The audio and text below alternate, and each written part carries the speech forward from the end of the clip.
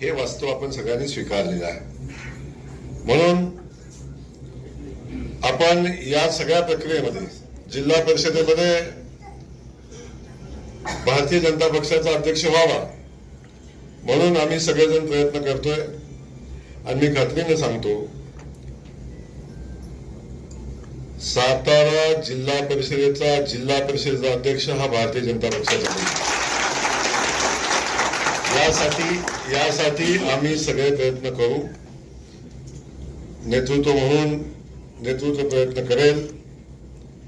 त्यामुळं कुणी असं समजायचं अजिबात कारण नाही की जागा आमच्या कमी आल्या म्हणून आमचा अध्यक्ष होणार नाही, तर आम्हाला अपेक्षित यश नाही मिळालं म्हणून आम्ही प्रयत्न सोडणार, असंही होणार नाही। त्यामुळे जिल्हा परिषदेमध्ये भारतीय जनता पक्षाचा अध्यक्ष बसण्यासाठी आम्ही सगळे मिळून सामुदायिक प्रयत्न करू, हे या निमित्तानं आपल्याला मी आश्वस्त करेन।